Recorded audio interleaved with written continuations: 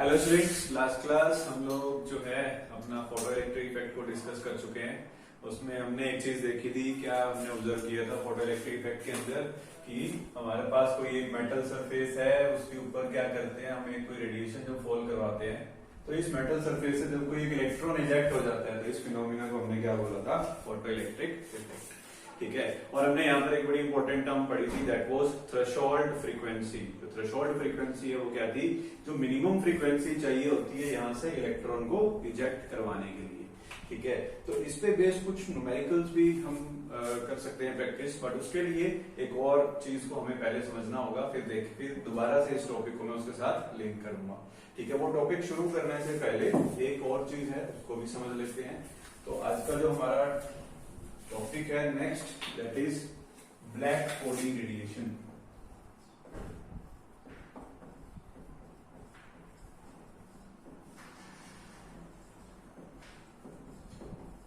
देखो, black body radiation जो है इससे कुछ खास इंपॉर्टेंट चीज नहीं है, बट स्टिल डेफिनेशन के तौर पे आप इसको याद रख सकते हो।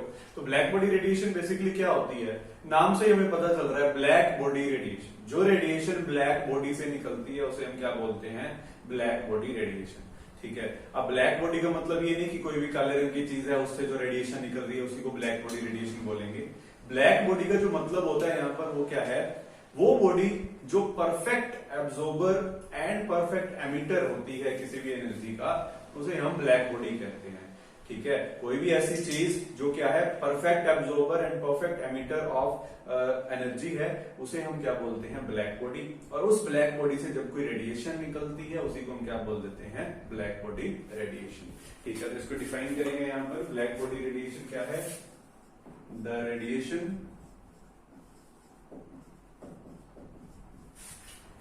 emitted from black body। और ब्लैक बॉडी क्या है, विच इज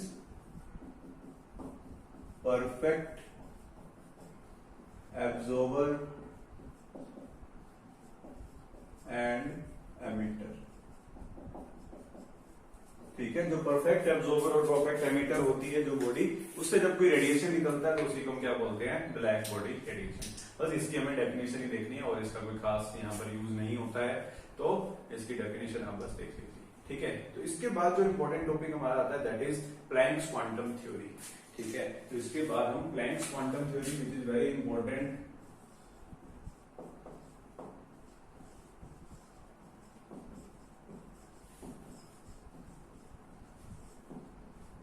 तो देखिए जरा प्लैंक्स क्वांटम थ्योरी जो है वो क्या होती है।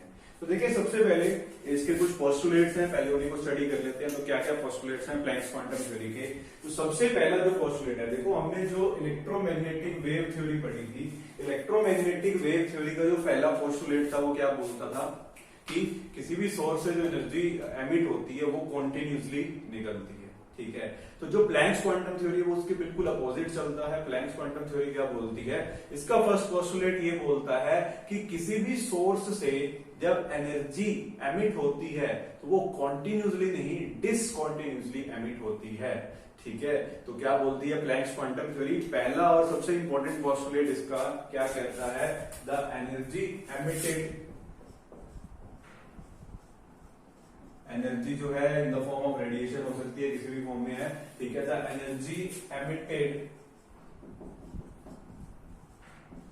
फ्रॉम एनी सोर्स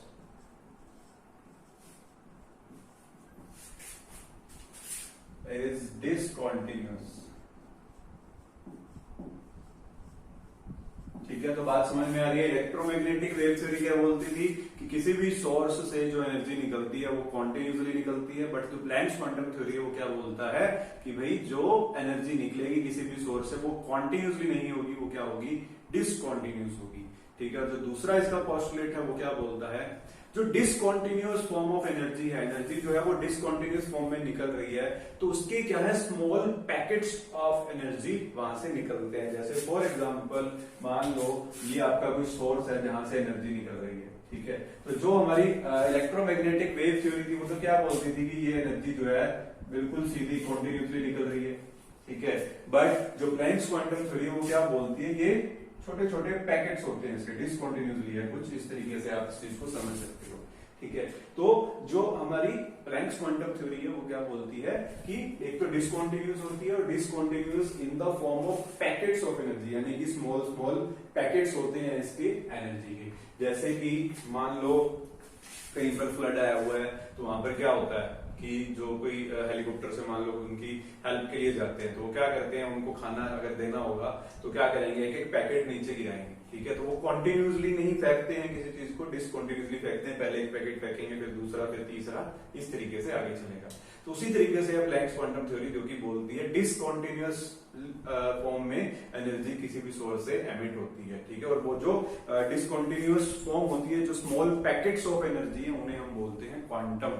ठीक है, तो दूसरा पोस्टुलेट जो है वो क्या कहता है, energy emitted in small packets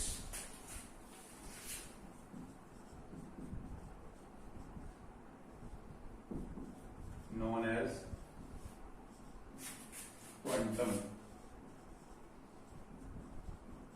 ठीक है, ये जो बात समझ में आ गई, तो जो डिसकंटिन्यूअस फॉर्म है वो स्मॉल पैकेट्स की फॉर्म में निकलती है और उन स्मॉल पैकेट्स को क्या कहा जाता है, क्वांटम कहा जाता है। ठीक है, तो नेक्स्ट इसका पोस्टुलेट जो है वो क्या बोलता है, देखिए ये जो स्मॉल पैकेट्स होते हैं उनकी अगर हमें एनर्जी कैलकुलेट करनी हो तो क्या बोलती है Planck's quantum theory, the energy of the small packets, जो स्मॉल पैकेट्स हैं उनकी जो एनर्जी होती है वो एनर्जी उसकी फ्रीक्वेंसी के डायरेक्टली प्रोपोर्शनल होती है। ठीक है, बात समझ में आई। तीसरा पोस्टुलेट क्या बोलता है कि जो वो स्मॉल पैकेट्स हैं एनर्जी के, उनकी जो एनर्जी होगी वो डायरेक्टली प्रोपोर्शनल होगी उसकी फ्रीक्वेंसी के। ठीक है, और उसकी फ्रीक्वेंसी जितनी ज्यादा होगी उतनी ही ज्यादा उन स्मॉल पैकेट्स की एनर्जी। ठीक है, तो बात समझ में आ रही है कि जो स्मॉल पैकेट्स हैं उनकी जो एनर्जी होती है वो डायरेक्टली प्रोपोर्शनल होती है फ्रीक्वेंसी के। तो ये कहता है इसका third postulate, the energy of small packets, small packets या जिसे हमने क्वांटम कहा है, is directly proportional to the frequency। okay, या फिर सिंपली हम बोल सकते हैं E is directly proportional to the frequency। ठीक, और यहाँ पर जो E हमने जो स्मॉल पैकेट्स ऑफ एनर्जी की एनर्जी लिखी है वो हो जाएगी डायरेक्टली प्रोपोर्शनल टू न्यू, यानी कि हमारा फ्रीक्वेंसी। और यहाँ पर अगर हम इस प्रोपोर्शनलिटी साइन को हटाएंगे तो एक कांस्टेंट आएगा, तो फॉर्मूला बनता है यहाँ पर एनर्जी का क्या, E is equal to H nu. ठीक है, और H जो है, H यहाँ पर प्रोपोर्शनैलिटी कांस्टेंट है जिसे हम क्या कहते हैं, this is known as Planck's constant.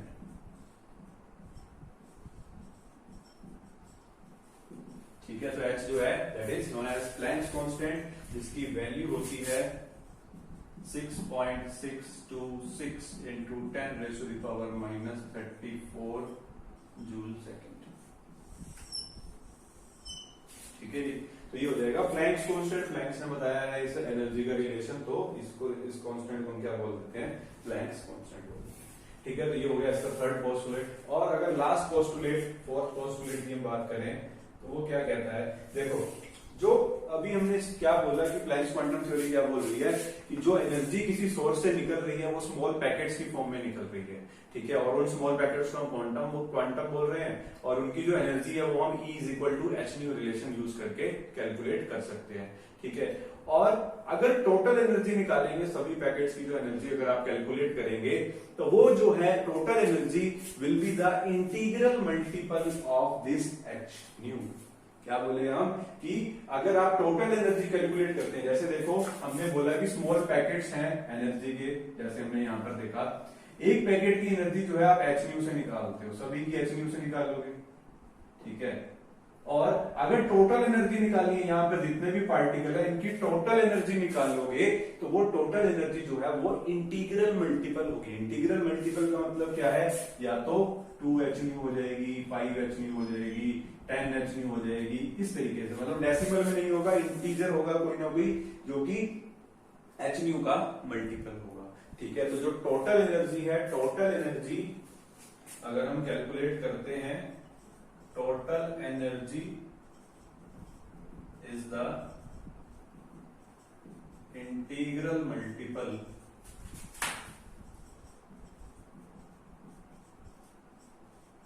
Of H nu. ठीक है, जो टोटल एनर्जी निकालेंगे वो इंटीग्रल मल्टीपल होगा एच न्यू का, यानी कि कोई नंबर होगा 2, 3, 4, 5 इस तरीके से, जिसको मैं n से लिख रहा हूं यहां पर, E is equal to N H nu. जो टोटल एनर्जी होगी, E जो है यहां पर हो गया है टोटल एनर्जी।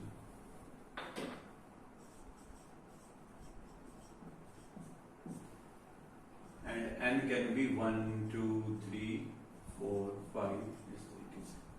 ठीक है, तो जो फोर्थ पोस्टुलेट हो जाएगा हमारा प्लैंक्स क्वांटम थ्योरी का, क्या बोलेगा, total energy is integral multiple of H nu. ठीक है जी, तो जो टोटल एनर्जी निकालेंगे वो कोई डेसिमल में नहीं आएगा, ये n जो है वो हमारा एक इंटीग्रल मल्टीपल होगा।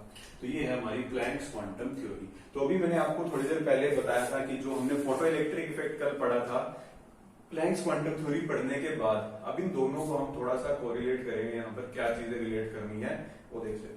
ठीक है, तो अभी इसको आप नोट कीजिए, फिर हम नेक्स्ट चीज को डिस्कस करते हैं।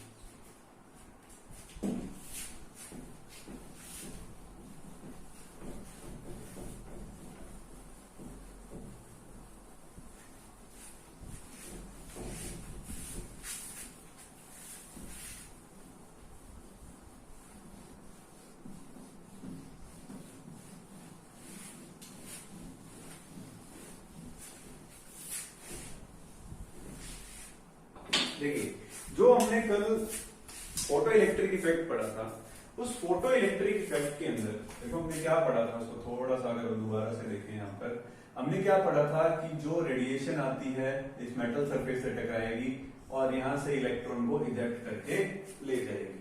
ठीक है, तो हमने वहां पर एक चीज बोली थी कि जो यहाँ पर रेडिएशन स्ट्राइक करती है इस मेटल सरफेस के ऊपर, कोई भी रेडिएशन, ऐसा नहीं है कि कोई भी रेडिएशन आएगी यहां से इलेक्ट्रॉन इजेक्ट करके चली जाएगी। उस रेडिएशन की एक मिनिमम फ्रीक्वेंसी होती है जो एटलीस्ट कुछ मिनिमम अमाउंट उसका होना चाहिए, सिर्फ वही इलेक्ट्रॉन को वहां से इजेक्ट कर सकती है। अगर उस फ्रीक्वेंसी से कम फ्रीक्वेंसी वाली रेडिएशन स्ट्राइक करेगी मेटल सरफेस के ऊपर, तो वो इलेक्ट्रॉन को इजेक्ट नहीं कर पाएगी, और उस फ्रीक्वेंसी को हमने क्या बोला था, थ्रेशोल्ड फ्रीक्वेंसी। ठीक है, और एक चीज और, अब यहाँ पर जो प्लैंक्स क्वांटम थ्योरी हमने पढ़ी उसमें हमने एक चीज देख ली, E जो है energy is equal to H nu. Energy जो है वो रिलेटेड है हमारे फ्रीक्वेंसी से। ठीक है, हमने क्या बोला था, इसकी एक मिनिमम फ्रीक्वेंसी होती है जिसको हमने V नॉट से डिनोट किया था, जिसको हमने क्या बोला, थ्रेशोल्ड फ्रीक्वेंसी। ठीक है, हमने बोला कि मिनिमम इतनी फ्रीक्वेंसी होनी चाहिए, वही यहां से मेटल से इलेक्ट्रॉन को इजेक्ट कर पाएगी, अदरवाइज नहीं कर पाएगी। तो इसको हम यहाँ पे अब एनर्जी से भी लिंक कर सकते हैं। एनर्जी से लिंक कैसे करेंगे कि यहाँ पर जो अगर मेटल सरफेस की मैं बात करता हूं, मेटल सरफेस पे क्या है, न्यूक्लियस ने इस इलेक्ट्रॉन को यहाँ पर पकड़ रखा है, इनके बीच में एक अट्रैक्टिव फोर्स है। ठीक है, तो इस अट्रैक्टिव फोर्स को तोड़ने के लिए एटलीस्ट कुछ मिनिमम अमाउंट ऑफ एनर्जी हमें चाहिए।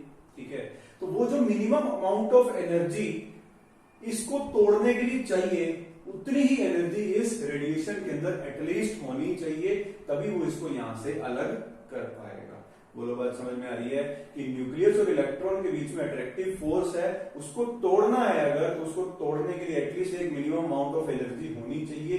वो मिनिमम अमाउंट ऑफ एनर्जी इस रेडिएशन के पास होगी, तभी वो इसको तोड़ पाएगा। ठीक है, तो लेट्स से इसकी जो एनर्जी है वो E1। ठीक है, और यहां पर जो तोड़ने के लिए एनर्जी चाहिए इसको, वो मान लेते हैं E2। ठीक है, और जो E1 है, यानी कि जो इस रेडिएशन की जो एनर्जी है वो इस एनर्जी से हमेशा ज्यादा होनी चाहिए, तभी ये इलेक्ट्रॉन इजेक्ट कर पाएगा। बोलो, बात समझ में आ रही है कि ये जो एनर्जी आकर के यहाँ पर स्ट्राइक करेगी, इसकी एनर्जी एटलीस्ट इस एनर्जी से ज्यादा होनी चाहिए जो इसको तोड़ने के लिए चाहिए, तभी इलेक्ट्रॉन इजेक्ट होगा। So in this case electron will eject, ठीक है। और अगर ये दोनों, अगर मान लो ये E2 ज्यादा हो, यहां पर E2 E1 से ज्यादा हो, तो उस केस में इलेक्ट्रॉन जो है वो इजेक्ट नहीं होगा।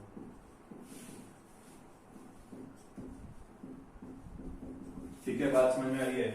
अब देखो एक चीज और कि जब E1 जो है वो E2 से बड़ा है, यानी कि ये जो रेडिएशन आ रही है यहाँ पर, इस रेडिएशन की एनर्जी जो यहाँ से मेटल से इलेक्ट्रॉन को अलग करने के लिए एनर्जी चाहिए, अगर उससे ज्यादा है तो इलेक्ट्रॉन जो है वो इजेक्ट हो जाता है। और ये जो इलेक्ट्रॉन इजेक्ट होता है इसकी कुछ काइनेटिक एनर्जी भी होती है, ठीक है। इजेक्ट होकर के जा रहा है यानी कुछ ना कुछ उसकी काइनेटिक एनर्जी है, ठीक है। अब ये जो काइनेटिक एनर्जी अगर इसको हमें कैलकुलेट करना हो तो वो हम कैसे करेंगे? देखो हमने क्या बोला कि ये वाली एनर्जी जो है E1 अगर इस E2 से ज्यादा होगी तो जो बची हुई एनर्जी होगी वही एनर्जी इस इलेक्ट्रॉन का काइनेटिक एनर्जी बन जाएगा। बात समझ में आई कि ये जो रेडिएशन यहाँ पर फॉल करेगी इसकी कुछ एनर्जी है, वो जो इलेक्ट्रॉन को अलग करने के लिए एनर्जी चाहिए उससे ज्यादा है, तो जितनी ज्यादा होगी वही इस इलेक्ट्रॉन की काइनेटिक एनर्जी बन जाएगी, ठीक है। तो क्या बात बोलते हैं हम यहाँ पर, E1 जो है वो ज्यादा है, E1 minus E2 will be equal to the kinetic energy of the electron, ठीक है। तो बात समझ में आ रही है कि क्या बोल रहे हैं हम यहाँ पर। और E1 जो है, E1 will be equal to H nu, हमने अभी पढ़ा है E is equal to H nu होता है, माइनस E2, यहाँ पर जो न्यू होगा वो क्या होगा, न्यू नॉट, यानी कि जिसे हम क्या बोलते हैं threshold frequency. And kinetic energy जो होती है वो हमें मालूम है, वो क्या होती है हाफ mv स्क्वायर, ठीक है। ये v और ये v एक नहीं है, this v is frequency and this v is velocity of the electron, ठीक है। अब जो ये यहाँ पर एच न्यू नॉट लिखते हैं, जो मिनिमम एनर्जी है जो हमें यहाँ पर चाहिए इस इलेक्ट्रॉन को इजेक्ट करने के लिए, इसे हम W नॉट से भी रिप्रेजेंट करते हैं, जिसे हम क्या बोलते हैं वर्क फंक्शन, ठीक है। तो इसको भी याद रखिएगा, जो मिनिमम अमाउंट ऑफ एनर्जी चाहिए यहाँ से इलेक्ट्रॉन को इजेक्ट करने के लिए उसे हम वर्क फंक्शन भी कहते हैं, ठीक है। तो ये कुछ रिलेशन है, इस पे बेस्ड न्यूमेरिकल कभी आपसे पूछा जा सकता है, तो इस रिलेशन को याद रखिए। इसको आप जो है थोड़ा एडजस्ट कर सकते हो, जैसे मान लो यहाँ पर हमने H nu minus h nu not लिखा है, तो इसको आप कुछ इस तरीके से भी लिख सकते हो, H nu is equal to H nu naught plus kinetic energy, इस तरीके से भी लिख सकते हो, या फिर H nu is equal to H nu naught को हम वर्क फंक्शन भी लिखते हैं, तो इसको आप उससे भी रिप्लेस कर सकते हो। तो किसी भी तरीके से इसको याद रखिए, बस याद रखना जरूरी है, ठीक है जी। तो ये हो जाएगा आपका एनर्जी, काइनेटिक एनर्जी अगर निकालनी हो इलेक्ट्रॉन की तो वो आप ये इनमें से कोई भी एक रिलेशन यूज करके कैलकुलेट कर सकते हो, ठीक है। काइनेटिक एनर्जी निकालनी हो या वेलोसिटी निकालनी हो, दोनों ही चीजें यहाँ रिलेशन को, इस रिलेशन को यूज करके आप कैलकुलेट कर सकते हो, ठीक है। तो आप इसको नोट कीजिए, फिर हम इसके ऊपर एक क्वेश्चन करते हैं, ठीक है। तो क्वेश्चन देखेंगे, क्वेश्चन क्या है, the threshold frequency for a metal is 7 into 10 power 14. Calculate the kinetic energy of the electron ejected when a radiation of 1 into 10 power 15 second inverse hits the metal. क्या बोल रहा है आपको कि एक मेटल है जिसकी थ्रेशोल्ड फ्रीक्वेंसी जो है वो आपको दे रखी है 7 into 10 power 14, और क्या बोल रहा है काइनेटिक एनर्जी निकालनी है उस इलेक्ट्रॉन की जो कि इजेक्ट किया गया है after the fall of radiation, जिसकी फ्रीक्वेंसी दे रखी है आपको 10 power 15 when A radiation of, ये आपको इसकी फ्रीक्वेंसी दे रखी है, ठीक है। तो क्या बोल रहा है आपको, ये एक मेटल है जिसकी थ्रेशोल्ड फ्रीक्वेंसी, जिसको हमने V नॉट से डिनोट किया था, वो आपको दे रखी है कितनी, 7 into 10 raised to the power 14 second inverse. अब आपको क्या बोल रहे हैं कि रेडिएशन इस पे आकर के हिट कर रही है, जिसकी फ्रीक्वेंसी आपको दे रखी है कितनी, 10 raised to the power 15 second inverse, और यहां से इलेक्ट्रॉन को इजेक्ट करके जा रही है, और इस इलेक्ट्रॉन की काइनेटिक एनर्जी हमने कैलकुलेट करनी है, ठीक है। तो पहले क्वेश्चन को समझ लीजिए, आप क्वेश्चन समझ लिया, उसके बाद बिल्कुल सिंपल सा इसमें हमने वही फॉर्मूला यूज करना है जो भी हमने किया था, वो क्या था, h nu minus h nu naught is equal to kinetic energy. तो काइनेटिक एनर्जी निकालना है हमें, यहाँ पर जो है एच प्लैंक्स कांस्टेंट उसको कॉमन ले लीजिए, तो अंदर बचेगा nu minus mu naught will be equal to the kinetic energy. तो जो हमारा प्लैंक्स कांस्टेंट था उसकी हमने वैल्यू अभी देखी थी, क्या थी 6.626 इंटू 10⁻⁻34। अंदर जो है यहां पर हम लिखेंगे इसकी फ्रीक्वेंसी जो कि कितनी दे रखी है 10⁻15। ये 1 इंटू 10⁻15 है, तो बात एक ही है, माइनस जो आपको थ्रेशोल्ड फ्रीक्वेंसी दी है वो क्या दे रखी है 7 into 10⁻14 will be equal to the kinetic. ठीक है, तो बस ये सिंपल सी चीज है, इसको आपने सोल्व कर लेना है। सोल्व कर लोगे, सोल्व करने के बाद इसका आंसर आएगा that will be 1.9 into 10⁻⁻19 joule will be the kinetic energy of the electron ejected। तो वहां पर इलेक्ट्रॉन इजेक्ट होगा, उसकी जो काइनेटिक एनर्जी होगी वो ये हो जाएगी 1.9 इंटू 10⁻⁻19। ठीक है जी, तो बात समझ में आ रही है। तो इस तरीके से क्वेश्चन इसके ऊपर आपसे पूछे जा सकते हैं। ठीक है, तो ये हो जाएगा हमारा। इसके बाद नेक्स्ट टॉपिक के ऊपर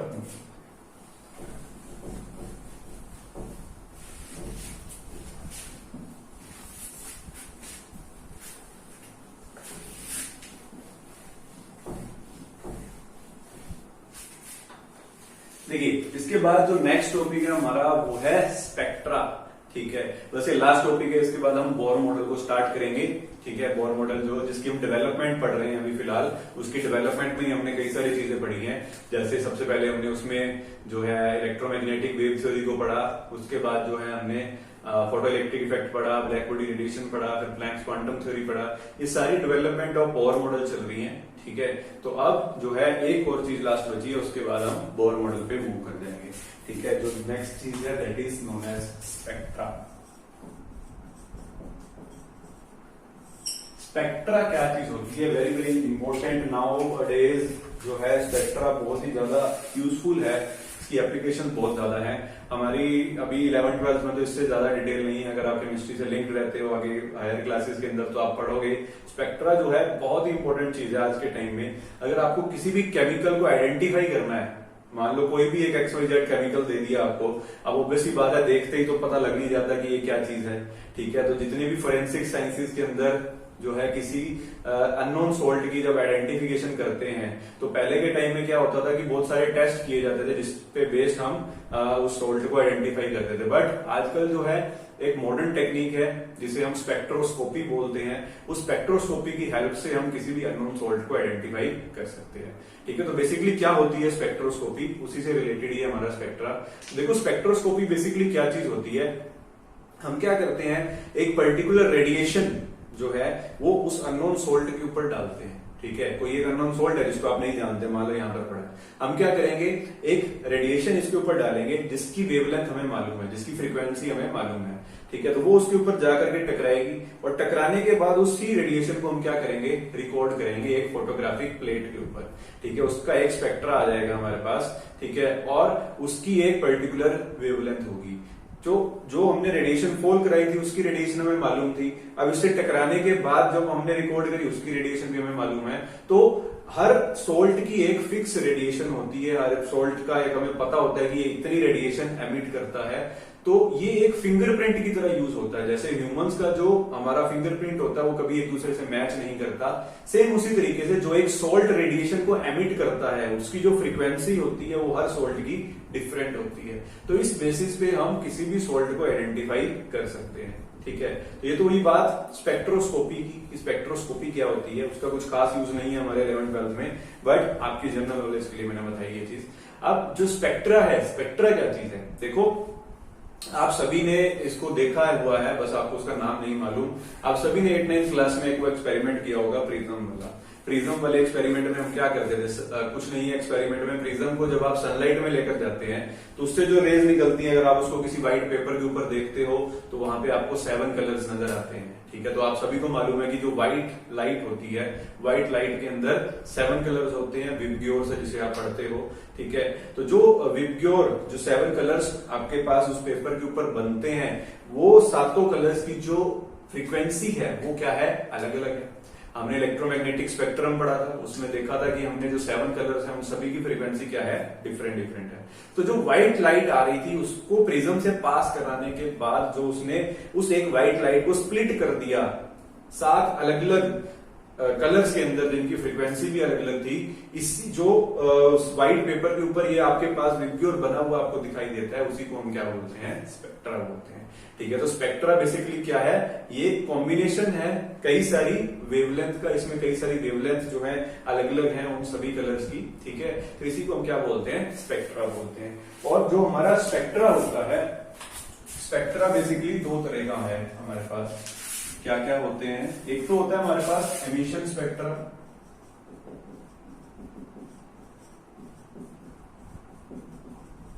ठीक है, और एक होता है हमारे पास एब्जॉर्प्शन स्पेक्ट्रा।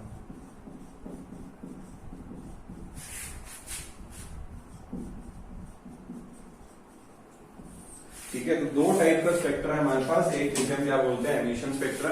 और बेसिकली स्पेक्ट्रा वही चीज है जो प्रिज्म से व्हाइट लाइट को पास करने के बाद अगर हम किसी प्लेट के ऊपर या किसी स्क्रीन के ऊपर उसको रिकॉर्ड करते हैं, उसी को हम क्या बोलते हैं, स्पेक्ट्रा बोलते हैं। तो जो एमिशन स्पेक्ट्रा और एब्जॉर्प्शन स्पेक्ट्रा, ये 2 अलग अलग क्या चीजें हैं, वही देखने हमें। तो एमिशन स्पेक्ट्रा जो होता है, एमिशन स्पेक्ट्रा को भी हम आगे 2 कैटेगरीज के अंदर क्लासीफाई करते हैं, देखें कौन कौन सी।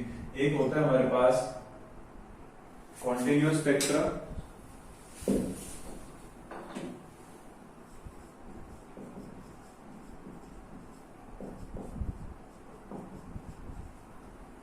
ठीक है, एक तो है कॉन्टिन्यूअस स्पेक्ट्रा और एक होता है हमारे पास लाइन स्पेक्ट्रा।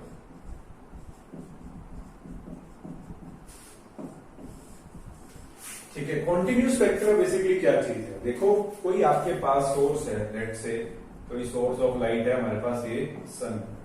ठीक है, सन से एक व्हाइट लाइट आ रही है।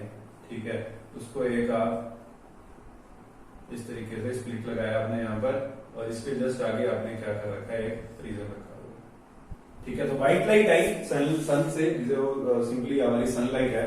अब इस प्रिज्म से टकराने के बाद ये जो लाइट है ये डिफरेंट कलर्स के अंदर क्या हो जाएगी, स्प्लिट हो जाएगी। ठीक है, और इनको जब आप एक स्क्रीन के ऊपर रिकॉर्ड करोगे तो यहां पर आपको जो है 7 कलर्स नजर आ जाएंगे। ठीक है, कौन कौन से आपको मालूम है, ये सभी कलर्स आपको नजर आ जाते हैं, विब्ग्योर 7 कलर्स आपको दिख जाएंगे। अब देखो जो कॉन्टिन्यूअस स्पेक्ट्रा है, इसका क्या मतलब है, जो हमने बोला 7 कलर्स तो यहां पर आ गए आपके पास, बट क्या 7 कलर्स आप डिफरेंट डिफरेंट देख पाते हो? क्या ऐसा है कि एक जगह पर रेड कलर है, एक जगह पर ऑरेंज है, एक जगह पर येलो है? ऐसा तो कुछ नहीं है ना। उसमें क्या होता है, जब आप उन कलर्स को देखते हो तो 7 कलर्स जो है एक दूसरे के अंदर मर्ज हुए होते हैं। ठीक है, तो इस टाइप के स्पेक्ट्रा को, जहां पर क्या है, सभी जो स्पेक्ट्रल लाइंस जो यहाँ पर रिकॉर्ड की जा रही हैं, वो सभी क्या है, एक दूसरे के अंदर मर्ज हो गई हैं, इसे हम क्या बोलते हैं, कॉन्टिन्यूअस स्पेक्ट्रा। ठीक है, तो कॉन्टिन्यूअस स्पेक्ट्रा के अंदर जो सभी डिफरेंट कलर्स हमें दिखाई देते हैं, वो सभी एक दूसरे के अंदर मर्ज हो जाते हैं। ठीक है, और नेक्स्ट जो है इसके बाद लाइन स्पेक्ट्रा। लाइन स्पेक्ट्रा क्या चीज होती है वो देखिए। ठीक है, तो लाइन स्पेक्ट्रा क्या है, लाइन स्पेक्ट्रा में जैसे मान लो एक आपके पास ये बंसन बर्नर है, फ्लेम निकल रही है यहाँ से। ठीक है, और इसके ऊपर आपने मान लो एक कोई सॉल्ट रखा हुआ है, लेट से NaCl। ठीक है, NaCl को जब आप बर्न करते हो, यानी हीट करोगे किसी बंसन बर्नर के ऊपर, तो इसमें से भी एक लाइट निकलती है। ठीक है, ऑफ स्पेसिफिक रेडिएशन। ठीक है, इसको क्या करेंगे हम, इसको भी हम वही स्प्लिट से पास करेंगे, और इसके जस्ट आगे हमने क्या किया है, एक प्रिज्म को रख दिया। ठीक है, तो ये लाइट जब इससे टकराती है, तो इससे टकराने के बाद जब आप इसको रिकॉर्ड करते हो एक प्लेट के ऊपर, तो वहां पर हमें 2 बैंड नजर आते हैं अलग अलग से। ठीक है, 2 अलग अलग से दिखेंगे, यानी कि ये कॉन्टिन्यूस नहीं है, एक बैंड यहां पर दिख रहा है और दूसरा यहां पर दिख रहा है। तो यहां पर जो लाइन बनती है, इसी को हम क्या बोल देते हैं, लाइन स्पेक्ट्रा। ठीक है, तो बात समझ में आई। NaCl को हम अगर बंसन बर्नर पर हीट करते हैं, इसको अगर आपने पास किया प्रिज्म से, तो प्रिज्म से पास करने के बाद अगर इसका स्पेक्ट्रा हम नोट करते हैं, तो वो 2 अलग अलग लाइंस यहाँ पर हमें दिखाई देती हैं। तो इस टाइप के स्पेक्ट्रा को हम क्या बोलते हैं, लाइन स्पेक्ट्रा। ठीक है, तो इन सभी की आपको कोई डेफिनेशन याद रखने की जरूरत नहीं है, बस आपके माइंड में होना चाहिए कि कॉन्टिन्यूअस स्पेक्ट्रा जो है वो क्या होता है और लाइन स्पेक्ट्रा क्या होता है।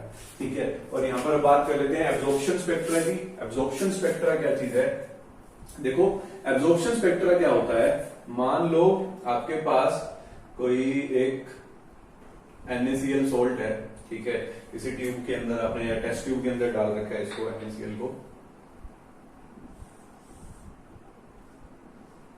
कोई भी सोल्ट है, NaCl नहीं, कोई भी मान लो सोल्ट है आपके पास यहाँ पर, तो हमने क्या किया, सबसे पहले एक व्हाइट लाइट लाए सन के सोर्स से, सन से या बल्ब के सोर्स से हमने व्हाइट लाइट जो है इसके ऊपर स्ट्राइक करवाई इस सैंपल के ऊपर, और इस सैंपल से निकलने के बाद वो जब व्हाइट लाइट बाहर निकल रही है इससे, फिर हमने उसको प्रिज्म से पास किया, और फिर प्रिज्म से पास करने के बाद हमने उसको रिकॉर्ड किया हमारी फोटोग्राफिक प्लेट के ऊपर, ठीक है। तो इसको जब हम यहाँ पर रिकॉर्ड करते हैं तो इस टाइप के स्पेक्ट्रा को हम क्या बोलते हैं, एब्जॉर्प्शन स्पेक्ट्रा। एब्जॉर्प्शन का मतलब क्या है कि यहां से कोई एक सोर्स, किसी सोर्स से लाइट आई, उसको हमने किसी सैंपल के ऊपर डाला, और सैंपल ने उस सोर्स से जो लाइट आई उससे सैंपल ने कुछ एब्जॉर्ब किया, और एब्जॉर्ब करने के बाद उसने जो एमिट किया उसको हमने प्रिज्म से पास करके उसका स्पेक्ट्रा नोट किया है, ठीक है। तो मतलब कि जहां पर कोई सैंपल उस रेडिएशन को एब्जॉर्ब कर रहा है, इसीलिए इसका नाम पड़ा है क्या, एब्जॉर्प्शन स्पेक्ट्रा। और सैंपल ने इसको एब्जॉर्ब किया, फिर प्रिज्म से उसको पास करके हमने फिर उसको रिकॉर्ड किया है, ठीक है। तो इस टाइप के स्पेक्ट्रा को हम क्या बोल देते हैं, एब्जॉर्प्शन स्पेक्ट्रा। तो बेसिकली हमारे पास ये तीन अलग अलग टाइप के स्पेक्ट्रा होते हैं। पहला जो है कॉन्टिन्यूस स्पेक्ट्रा, कॉन्टिन्यूस स्पेक्ट्रा जो हम विबग्योर के केस में देखते हैं, सारे कलर्स एक दूसरे के अंदर मर्ज किए गए हैं। लाइन स्पेक्ट्रा जो है NaCl वाला प्रिज्म से पास करते हैं तो जो है वो अलग अलग बैंड हमें नजर आते हैं, जिसे हम लाइन स्पेक्ट्रा बोलते हैं। और एब्जॉर्प्शन स्पेक्ट्रा पहले किसी सैंपल से पास करा, फिर प्रिज्म के थ्रू हमने उसको रिकॉर्ड किया, तो उसे हमने क्या बोल दिया, एब्जॉर्प्शन स्पेक्ट्रा। तो these are the 3 different type of spectra. इसके बाद नेक्स्ट जो है हम एक हाइड्रोजन का स्पेक्ट्रा नोट करेंगे, वो हम नेक्स्ट क्लास में करेंगे, वो क्या होता है। तो यहाँ पर आपको इनको याद, बस इतना याद रखना है कि कॉन्टिन्यूअस स्पेक्ट्रा क्या होता है और एब्जॉर्प्शन स्पेक्ट्रा क्या है और लाइन स्पेक्ट्रा, ठीक है। तो आज के लिए गुड बाय।